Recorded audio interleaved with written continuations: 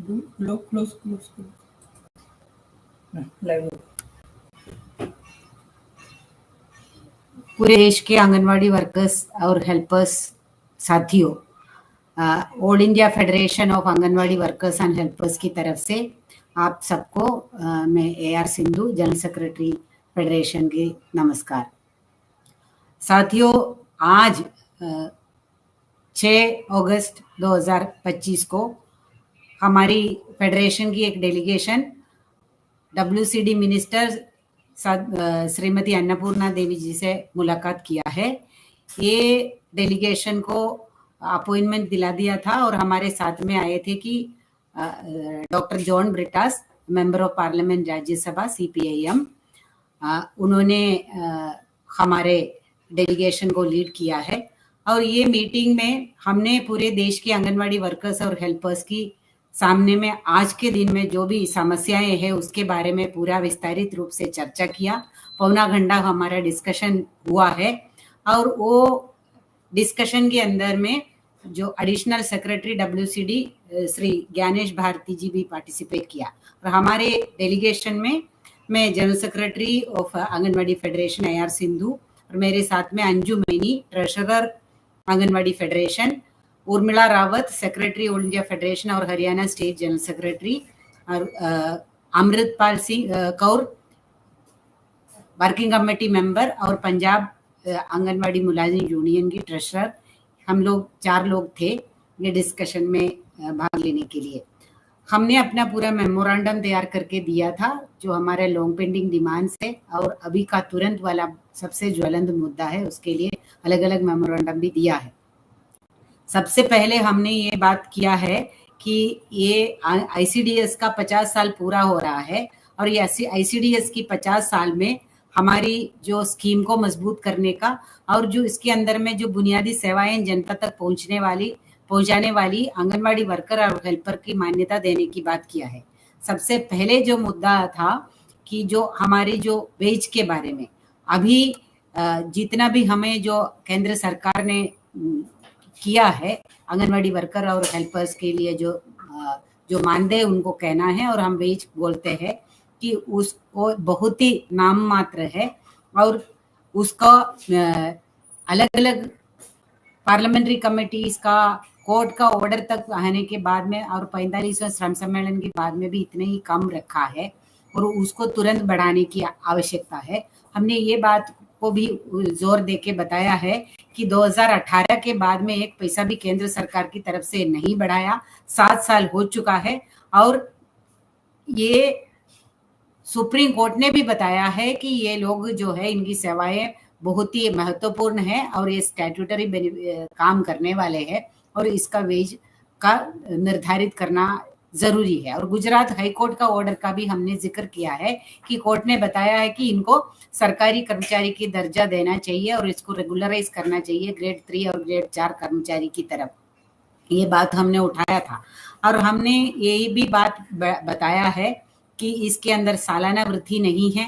और जो है सीनियोरिटी के बेसिस पर कोई जो पुराने लोग भी है इतने सालों से काम कर रहे हैं और उनका कोई ज्यादा तनख्वाह भी नहीं है, तो इस बात को भी संज्ञान में लेना चाहिए। ये बात हमने रखा है और हमने ये भी रखा है कि वर्कर और हेल्पर के जो सैलरी के अंदर में जो अंदर है वो आधा ही है और ये बहुत ही जैसे पैसा बढ़ता है तो ये अंदर बहुत ज्यादा हो रहा है और इसको भी देखने की जरूरत है। तो ये हेल्पर की पैसा अभी उसी के अनुकूल, ऐसा नहीं कि 50% ही हो जाए, उसका अनुकूल बढ़ाने की जरूरत है। और हमने ये जोर देके ये मांग रखा है कि ICDS का 50 साल अभी कंप्लीट होने वाला है और ये 2 अक्टूबर 2025 को, और इस दौरान जो अभी का जो WCD का एक पार्लियामेंट्री कमेटी है जो MPओं का अलग अलग पार्टी का, उनका एक सिफारिश भी आया है कि आंगनवाड़ी वर्कर हेल्पर की जो तनख्वाह है उसको डबल करना चाहिए। हमने उनसे ये मंत्री से मांग किया है कि 50 साल की ओकेशन में आंगनवाड़ी वर्कर हेल्पर की जो तनख्वाह है उसको पार्लियामेंट्री कमेटी के सिफारिश के अनुसार डबल करके घोषणा करना चाहिए 2 अक्टूबर 2025 से पहले। और हमने दूसरी ये बात किया है कि कोई सामाजिक सुरक्षा नहीं है आंगनवाड़ी वर्कर हेल्पर को और जो भी नौकरी से निकल रहे हैं, रिटायर हो रहे हैं, उनके लिए केंद्र सरकार ने कोई भी घोषणा नहीं किया है। तो उनके लिए ऑलरेडी जो हमारे लोगों ने, हमारी यूनियन ने, गुजरात की यूनियन ने सुप्रीम कोर्ट तक लड़के सुप्रीम कोर्ट ने भी ये ऑर्डर दिया है कि ये ग्रेट्युटी उनको देना चाहिए। लेकिन कुछ कुछ राज्य में कुछ कुछ दे रहे हैं कि रिटायरमेंट बेनिफिट के तौर पर, लेकिन कोई भी केंद्र सरकार का उसके अंदर रोल नहीं है। केंद्र सरकार ने कोई आदेश भी नहीं दिया, ये सुप्रीम कोर्ट का आदेश है, उसको मानना चाहिए और हर स्टेट को उसके अनुसार जो केंद्र सरकार उसका नियम बना के उसको लागू करवाने के आदेश देना चाहिए, हमने मांग किया है। और इस पर पे मंत्री जी का और जो सेक्रेटरी का ये था कि सुप्रीम कोर्ट ने ही ये ऑर्डर दिया तो इसको लागू करने के जो पूरा डिपार्टमेंट करेंगे, यही उनका कहना था। और जो हमने जो तीसरी बात जो किया है कि वो है कि अलग अलग राज्यों में अलग अलग तनख्वाह है। जैसे बहुत सारे राज्य है और हमने खास जम्मू कश्मीर का भी जिक्र किया है कि वहां पे पैसा तो बढ़ा ही नहीं है, राज्य सरकार भी है और बहुत सारे राज्यों में अभी भी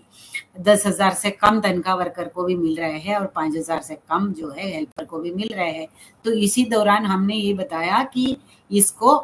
हर स्टेट को एक जैसा कानून बनाना का जरूरत है और वेज को भी लेके भी हो या सामाजिक सुरक्षा लाभ को भी लेके,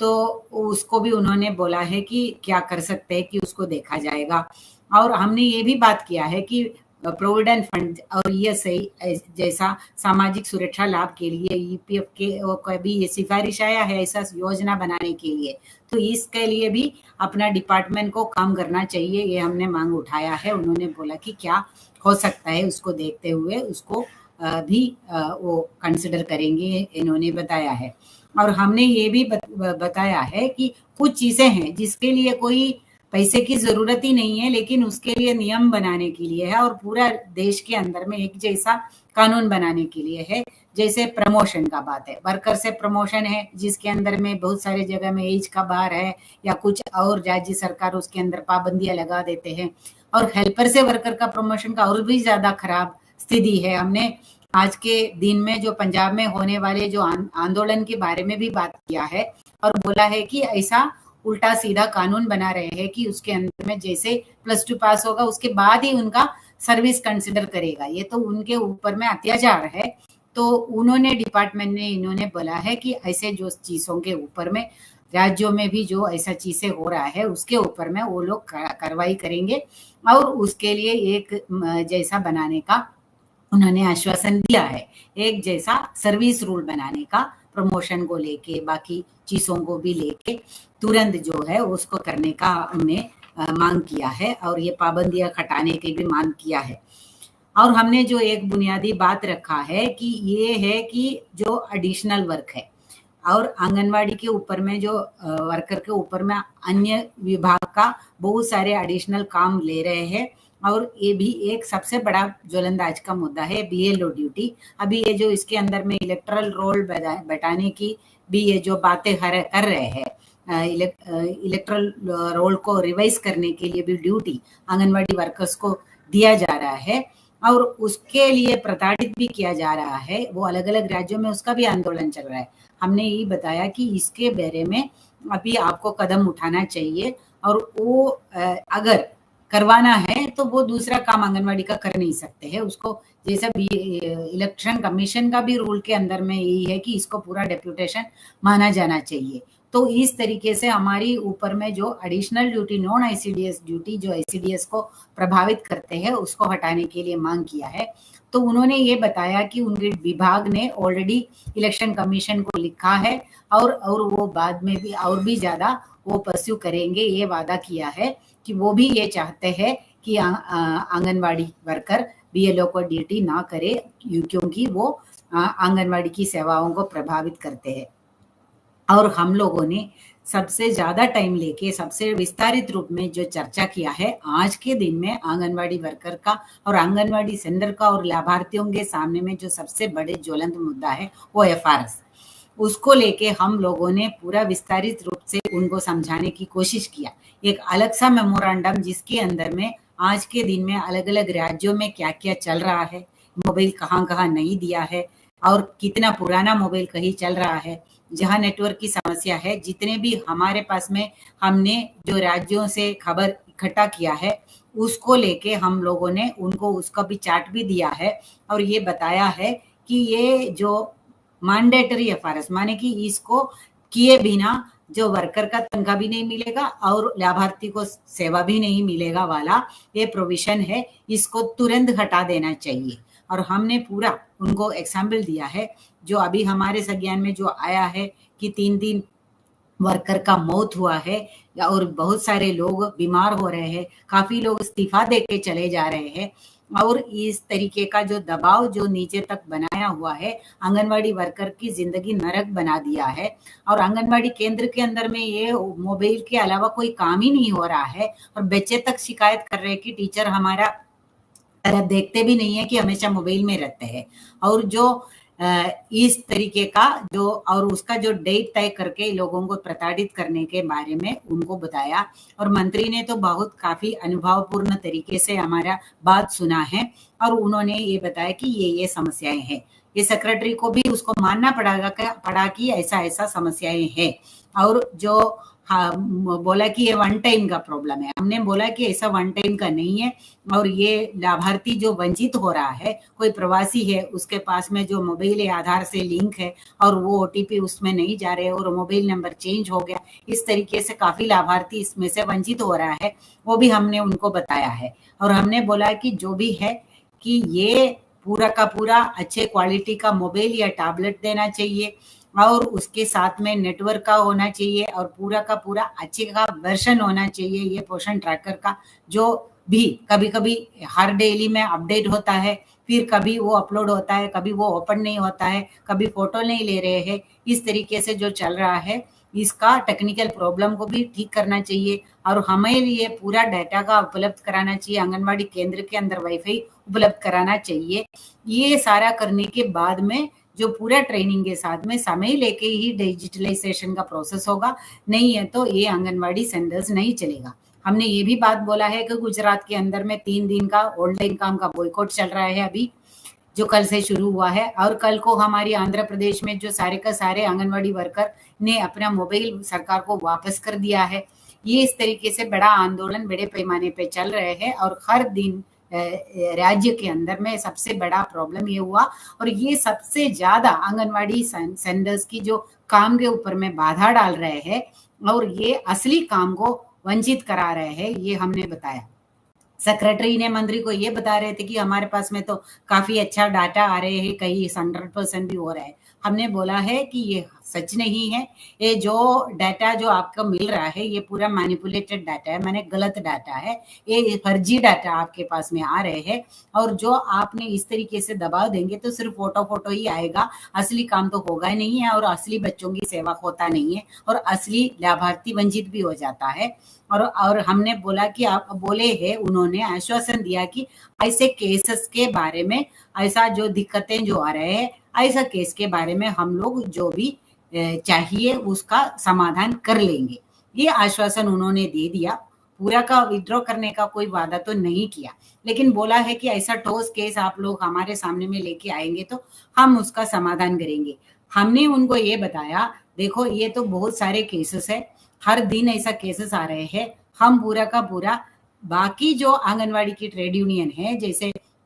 उन लोगों को भी साथ में लेके हम लोग ये ज्वाइंट आंदोलन कर रहे हैं। ये सिर्फ हमारा यूनियन और फेडरेशन की बात नहीं है, सारे देश के ट्रेड यूनियन भी इसका अपोज कर रहे हैं और ये परेशान भी है। हम दूसरों को भी साथ में लेके हम लोग पूरा का पूरा एक पब्लिक हियरिंग भी लेके करेंगे, जिसके अंदर में ऐसा जो परेशानी होगा, जो उदाहरण हम लोग आपके सामने में पेश करेंगे और आप भी उसके अंदर रहिएगा, ये भी हमने उनके सामने में रखा है। तो ये मंत्री ने तो गंभीरता से लिया है, लेकिन हमारे लिए कोई ठोस आश्वासन इसको विड्रॉ करेंगे ये नहीं बोला है। हमारे एमपी ने भी बोला है कम से कम इतना ज्यादा प्रताड़ित नहीं करना है, कुछ टाइम अगर आगे भी बढ़ाने के लिए भी उन्होंने भी बताया है कि 6 महीना या जो भी। हमने बोला कि इसको मैंडेटरी मत करो, इसके बिना लाभार्थी इससे वंचित नहीं होना चाहिए। ये जो है खाद्य सुरक्षा कानून का भी उल्लंघन होगा, इसलिए ये सारे बेनिफिशियरीज को ये मिलना चाहिए। और आंगनवाड़ी वर्कर इतने ज्यादा परेशान हैं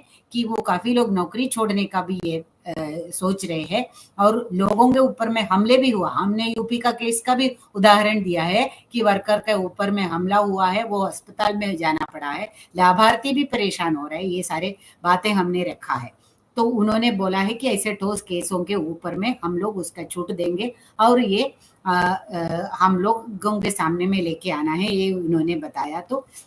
इतना आश्वासन हुआ है और इससे हमें ये लग रहा है, क्योंकि कोई ठोस ऐसा नहीं कि पैसा बढ़ाने का या एक ही चीज में ठोस आश्वासन दिया है कि वो बोला है सुप्रीम कोर्ट का आदेश है तो हम ग्रेट्युटी के बारे में कुछ ऑर्डर करेंगे। बाकी चीजों के बारे में भी जो प्रमोशन सहित जो चीजें हैं जिसके अंदर पैसे का कोई ये नहीं है, तो उन चीजों के बारे में हम लोगों से अलग सा भी कोई चर्चा करके सेक्रेटरी लेवल पे उसका ऊपर में भी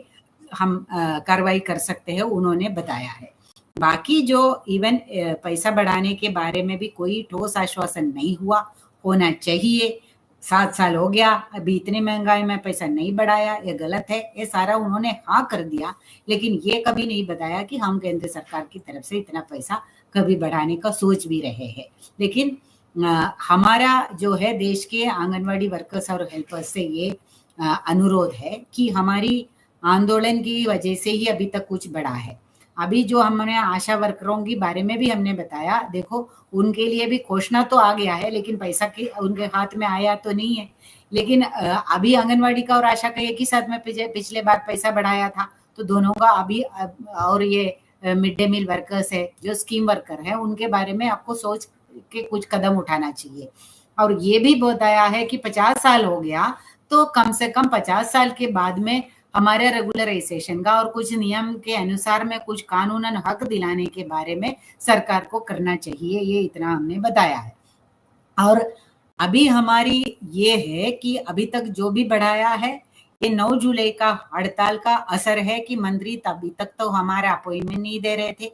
अभी तक कोई सेक्रेटरी भी अपॉइंटमेंट नहीं दे रहे थे, कितने बार में चिट्ठी लिखा, कितने बार में प्रदर्शन किया, तो वो अभी नहीं मिल रहे थे, तो वो मिलने पे मजबूर हो गया है। ये हमारी आंदोलन की बदौलत है। और उन्होंने हाँ भी कर दिया है कि हर चीज के बारे में आश्वासन नहीं दिया तो भी हाँ ये समस्याएं जेन्युइन है, कुछ करना चाहिए, ये भी बताया है। ये भी हमारी आंदोलन की बदौलत है, क्योंकि पिछले सरकार में भी पिछले मंत्री ने भी कभी ये माना नहीं था कि हमारा इतना समस्या यही है। और ये मोबाइल के बारे में उन्होंने एक चीज और बताया कि केंद्र सरकार ने ये मोबाइल का जो मोबाइल सरकार खरीद के देने के जगह में पैसा देने का प्रोविजन कर दिया है। आंगनवाड़ी वर्कर के खाते में 10,800 रुपया देने का केंद्र सरकार ने अनुमति दे दिया, तो मोबाइल तो वो खुद खरीद सकते हैं, ये प्रोविजन उन्होंने कर दिया, ये बताया। ये भी हमारी आंदोलन की बदौलत है। और ये ग्रेट्युटी के बारे में भी है, ये भी हमारी आंदोलन के बदौलत है। तो आने वाले दिनों में ये 9 जुलाई का जो जोश लेके 9 जुलाई के अंदर में सबसे ज्यादा संख्या में आंगनवाड़ी वर्कर हेल्पर सड़क में उतरे हैं, आंदोलन में आए हैं। अभी तक का हमारा सारा रिकॉर्ड उसके अंदर में आंदोलन में शामिल हुए हैं लोग। तो उसका जोश लेके अभी के जो अलग अलग राज्यों में जो आंदोलन कर रहे हैं उसको और ज्यादा तीव्र करना चाहिए। राज्य सरकारों के ऊपर में भी ये दबाव बनाना चाहिए कि वो लोग भी ओपोज करें, वो लोग भी विरोध करें। और हमने ये भी बताया कि अलग अलग राज्य में केंद्र सरकार का हिस्से का किराया है, वेतन है, ये सारे चीज भी नहीं आ रहे हैं, तो उसके लिए भी तुरंत उसका पैसा भी देना चाहिए, ये भी हमने मांग किया है। और हमने ये आने वाले दिनों में कि एफआरएस के खिलाफ में जो हमारी आंगनवाड़ी वर्कर को प्रताड़ित कर रहा है और जो हमारे लाभार्थियों को अपनी सेवाओं से जो उनका कानूनन हक है उसे वंचित करते हैं, उसके खिलाफ में आंदोलन को अभी तेज करनी चाहिए। हमारी फेडरेशन ने उनकी वर्किंग कमेटी जो अभी हाल ही में गुजरात के सोमनाथ में हुआ था, तो वहां पे हमने ये फैसला किया है कि आने वाले 21 तारीख को हम पूरे देश भर में जो जिले का या ब्लॉक लेवल पे अपने राज्य में जो तय कर रहे हैं उसके अनुसार एफआरएस के खिलाफ में बहुत बड़ा आंदोलन करेंगे और सरकार को चिट्ठी लिखेंगे। और उससे पहले जो हर एक अपनी आंगनबाड़ी वर्कर अपने लाभार्थियों से, अपने चुने हुए जनप्रतिनिधियों से, चाहे पंच हो, सरपंच हो, एमएलए हो, एमएलसी हो या एमपी हो, वो सबको पास में इसका मेमोरेंडम दे, ये जो एफआरएस है ये आंगनबाड़ी को खत्म करने के लिए लेके आया है। तो उसके विरोध में उन लोगों से भी चिट्ठी लिखवाइएगा और जो सरकार के ऊपर में प्रेशर बनाने की जरूरत है। और वो सारा चिट्ठी लेके हम 21 तारीख को देश भर में प्रदर्शन करेंगे, काला दिवस मनाएंगे। तो देश भर में 21 अगस्त को काला दिवस मनाएंगे आंगनवाड़ी फेडरेशन। तो उसके आगे वाले दिनों में हमने ये आईसीडीएस को 50 साल के ऊपर में भी बड़ा, उसके बाद में बड़ा आंदोलन करने का निर्णय लिया है कि वो एमपीज को मेमोरेंडम देंगे और आने वाले बजट के पहले बहुत बड़ा आंदोलन खड़ा करेंगे। उसके बारे में हम पूरा विस्तारित से रूपरेखा बना के आपके सामने में आएंगे। लेकिन इस दौरान हमने जो है दूसरे जो आंगनवाड़ी फेडरेशनों के साथ में भी बात किया है, लाभार्थियों का संगठन है वो, और जो कुछ सामूहिक संस्था भी है जो जैसे राइट टू फूड कैंपेन है, जो जनवादी महिला समिति है, ऐसा जो महिलाओं का संगठन है, उन लोगों से भी बात किया। ये एफआरएस से जो परेशान आंगनवाड़ी की वर्कर्स और एफआरएस से परेशान जो लाभार्थी है, जिसमें पीएमएमवाई का भी जो लाभ जिसको नहीं मिल रहा है, उनको भी लेके बड़ा आंदोलन खड़ा करने के लिए ये कार्यक्रम हम पहले करेंगे, उनका मीटिंग करेंगे अगस्त महीने में ही। फिर वहां से हम लोग आगे अलग, तब तक अगर ये मंत्री का सेक्रेटरी के आश्वासन के तहत ये अगर हमें कोई आश्वासन के जो लागू अगर नहीं करेंगे तो बड़ा आंदोलन हम लोग अभी खड़ा करेंगे। तो आने वाले दिन में बहुत बड़ा आंदोलन के लिए तैयारी कर लीजिएगा। और ये जो अपॉइंटमेंट भी हमें मिला है हमारी फेडरेशन को, उसके लिए आप लोग और आपका आंदोलन ही कारण है। तो उसके लिए आप लोगों को एक बार और बधाई देते हैं। और आने वाले दिनों में जो सारे ट्रेड यूनियनों का और जो किसान संगठनों ने मिलके भी भारत जोड़ो आंदोलन के लिए 13 अगस्त का प्रदर्शन भी करेंगे। उसके अंदर भी हमारे अपने मुद्दे लेके आपको सड़क में उतरने की जरूरत है। और हर एक आंदोलन में, चाहे ट्रेड यूनियन का हो या किसी का भी हो, कि जो किसान और ट्रेड यूनियन मिलके भी हो या हमारी फेडरेशन का हो या स्कीम वर्कर्स का हो, उसके अंदर में सबसे ज्यादा भागीदारी आंगनवाड़ी वर्कर और हेल्पर की होना चाहिए। ये आपसे अपील है। ये अपील के साथ में एक बार और आपको बधाई देती हूँ और अभी आने वाले संघर्ष के लिए पूरा तैयारी करो। इंकलाब जिंदाबाद।